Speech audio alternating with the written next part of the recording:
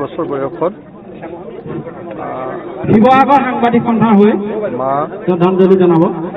আজি পুৱা 6:20 মৰিয়নি সমষ্টি সমিতিৰ অৰুণ গগৈ ডাঙৰীয়া আহিছিলে, তেখেতক মই শ্ৰদ্ধাঞ্জলি জনাবলৈ অনুৰোধ জনাইছো।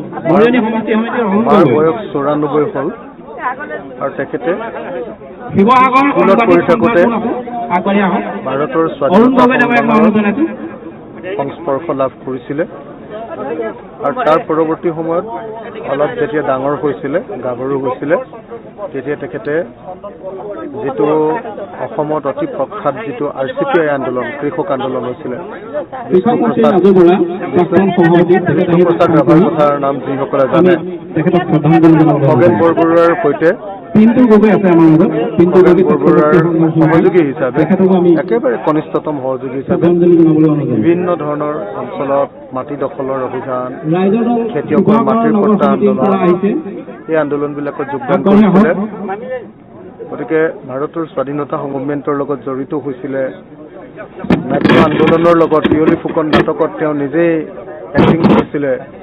সেই সময়ত মহিলা যি সময়ত অংশগ্ৰহণ কৰিব নোৱাৰে, আৰু তাৰ পাছত যেতিয়া আমি কৃষক মুক্তি সংগ্ৰাম সমিতিৰ আন্দোলন গঢ়ি তুলিছিলোঁ, সেই আন্দোলনৰটো আচলতে মাতৃ আছিলে তেখেত। সকলো মানুহে আন্দোলনৰ আমি যেতিয়া অত্যাচাৰিত হৈছিলোঁ, পুলিচৰ মাৰ পিট খাইছিলোঁ, তেতিয়া সকলো মানুহৰ আশ্ৰয়স্থল আছিলে এখন ঘৰ।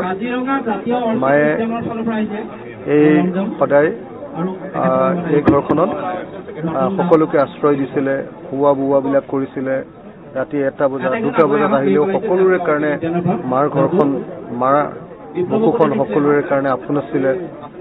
আৰু মায়ে মানে সামগ্ৰিকভাৱে গোটেই জীৱনটো অকল দেশ আৰু জাতিৰ কাৰণে চিন্তা কৰি থাকিলে। শেষত কেইটামান তেওঁৰ হাতত পইচা আছিলে, সেইকেইটাও মোক সমাজৰ কাম কৰিব বুলি দি গৈছে। গতিকে মা এটা মহান প্ৰাণ। মোৰ কাৰণে মা জিউলাও, হৃদয়ৰ স্পন্দন। মাক বিদায় দিবলৈ পোৱাটো মোৰ জীৱনৰ কাৰণে আটাইতকৈ ডাঙৰ ক্ষতি। এই মুহূৰ্তত মই দেউতাক মনত পেলাইছোঁ আৰু ককাইদেউক মনত পেলাইছোঁ, আৰু মোৰ এজনী ভতিজীও ইতিমধ্যে মৃত্যু ঘটিছে, তেওঁলোকলৈও মোৰ খুব মনত পৰিছে।